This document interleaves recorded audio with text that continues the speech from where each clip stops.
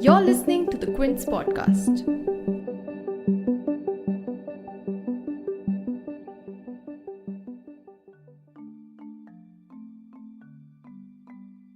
Less than a month after an industrial disaster cost 12 lives in Vishakhapatnam, yet another toxic gas leak, this time in Assam, triggered a massive fire and extensive ecological damage.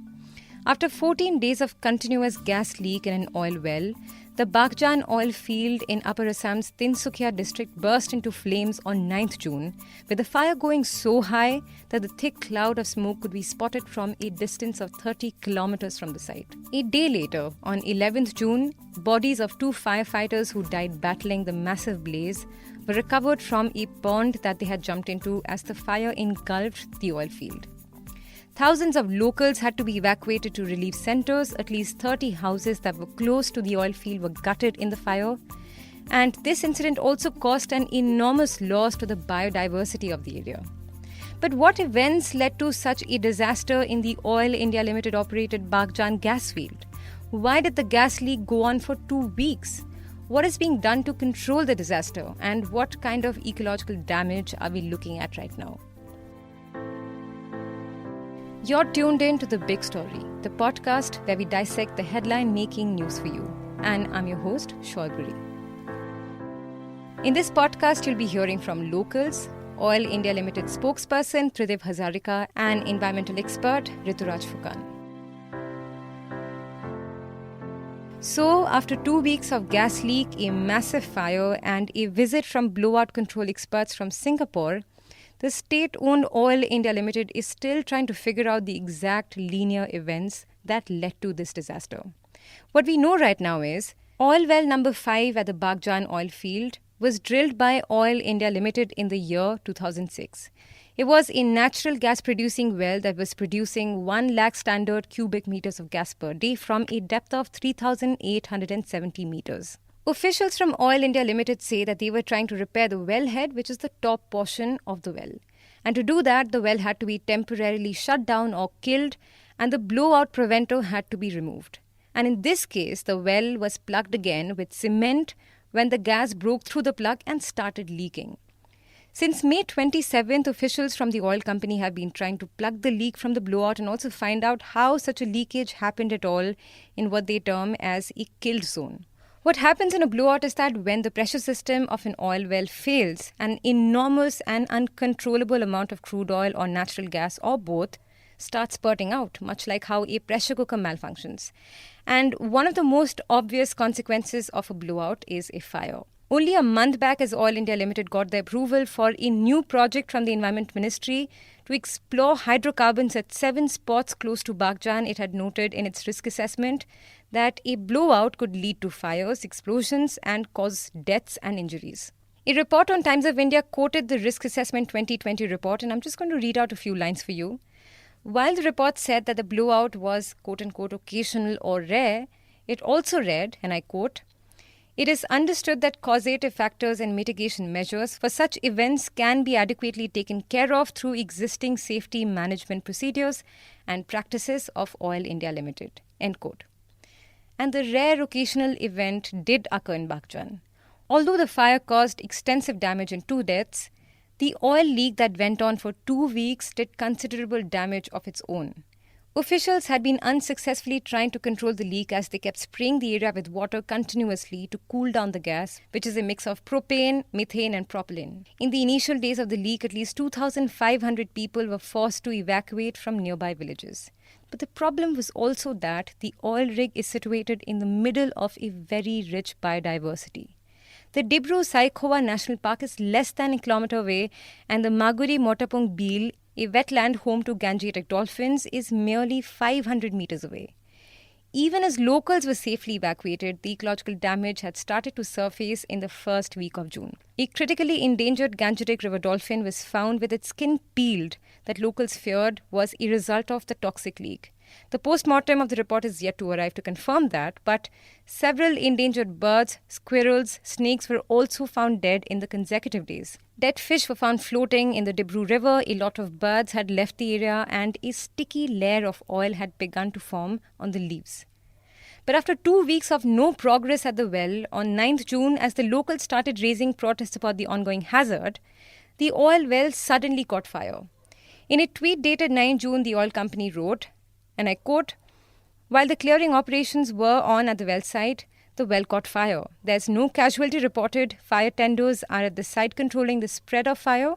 There are violent protests around the well site. Once the situation is normal, the experts will move to the site." End quote. As the blaze grew, fire tenders were brought in. Two Oil India Limited fighters, Tikeshwar Gohain and Durlov Gogoi, lost their lives, and thousands more had to be evacuated to 12 relief centers. While the firefighters' families have been compensated, locals are also demanding for a compensation. And this is what Satyajit Moran, who's a local, told the Quint.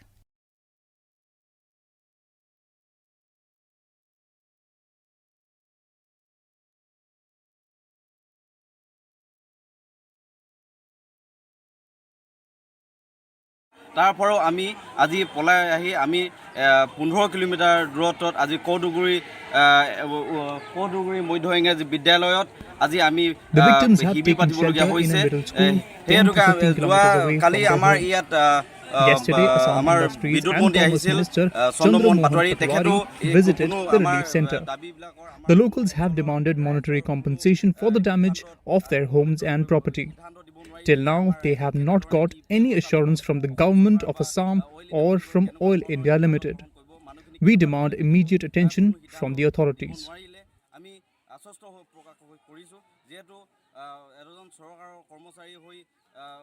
মন্ত্ৰী হৈ তেখেতে আমাক কোনো ধৰণৰ সিদ্ধান্ত দিব নোৱাৰিলে। সেইটোকে আমি অসম চৰকাৰ আৰু অইল ইণ্ডিয়া কৰ্তৃপক্ষক আমি ধিক্কাৰ জনাইছোঁ। আমি প্ৰত্যাহ্বান জনাইছোঁ যে অতি সোনকালে আমাৰ যি আমাৰ অঞ্চলৰ ৰাইজৰ যি আমাৰ দাবী আৰু যি আমাৰ ক্ষয়ক্ষতি লগতে আমাৰ যি দুৰ্দশা ইয়াক তেখেতসকলে অতি সোনকালে ইয়াৰ ব্যৱস্থা গ্ৰহণ কৰিবলৈ অনুৰোধ জনাইছোঁ। Holding a meeting with the district administration and the Baghjan Gao Milan Jyoti Yuva Sangha. But the report also says that there's no clarification on whether the list of beneficiaries will include affected people from the downstream villages. Oil's spokesperson Pradip Hazarika told the Quint that the fire has been doused but continues to burn on the wellhead, and he also said that it could take a few more weeks to control the situation completely.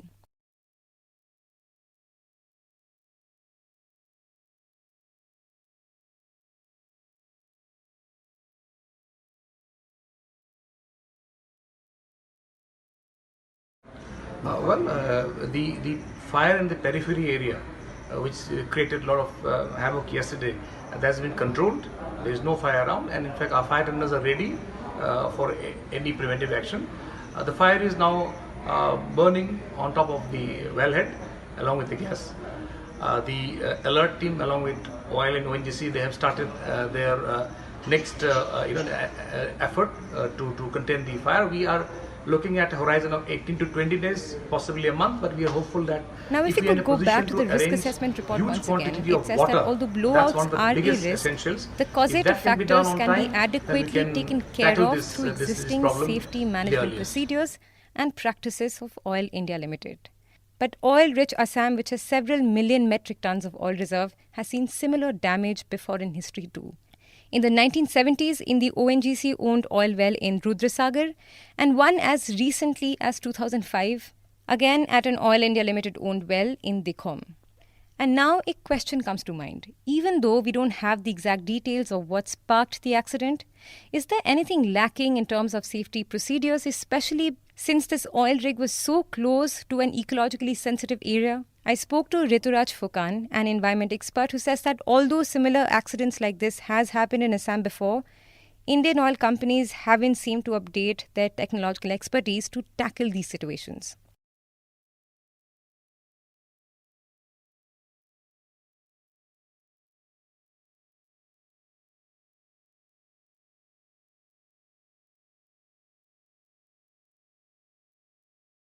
Well, with the available technology, I think they are doing all they could do. But it is very unfortunate that 150 years and more after the discovery of oil, the first oil fields in Asia, very close to where the blowout has happened, and we still do not have the technology or expertise to control or contain such accidents. We agree that it's an accident, but we had a huge blowout in near Sagar in 1967, and then we had another blowout at Decom in 2005, which is 15 years back, and we would have expected that locally Indian technologies and expertise could have developed, and that would have led to a quick control, and maybe the oil blowout would not have caught fire if we had the local experts coming in immediately after the blowout. So 2 weeks were spent here waiting for the foreign experts to arrive from Singapore, and earlier too, in the case of the earlier blowouts, it was Russian engineers who were flown in to control. We do not have the expertise to control big blowouts, not just with Oil India, but other, like ONGC as well. That's why every time a blowout happens, we have to fly in experts from abroad. In this case, they are saying that it, because of the coronavirus travel restrictions, it took even more time than it would have usually taken, for the team to arrive from Singapore. But having said that, if in Assam there are so many oil fields, and it's always a high-risk area, being a seismic zone 5, earthquake-prone area. You would expect such extractive industries making immense profits to put in their R&D team in place and, put in the money where it is required to ensure that Furkan also explains why the biodiversity of the area was important and what kind of damage we're looking at. He says that the oil has polluted the water, the air, and contaminated the food chain that will have disastrous consequences.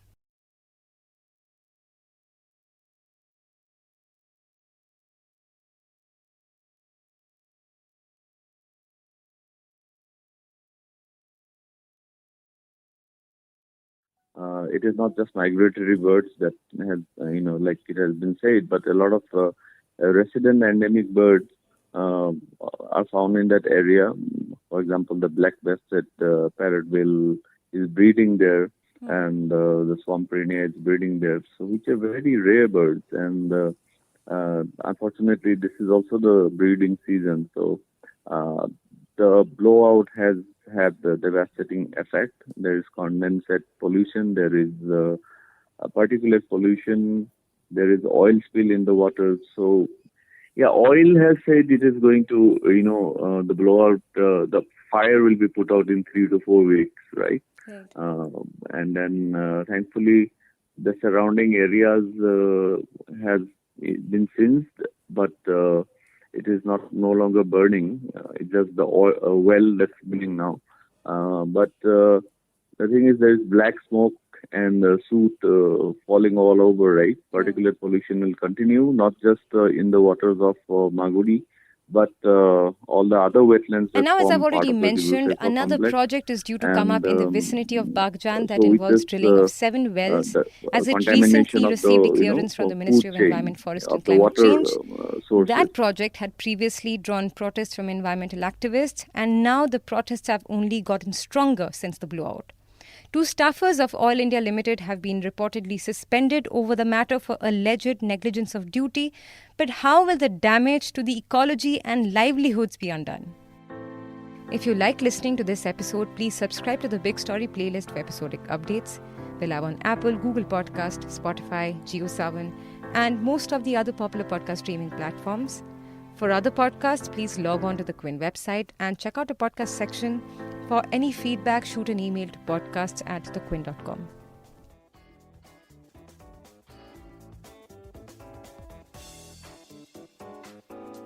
Thanks for listening. Log on to the Quint's website and check out our other podcasts.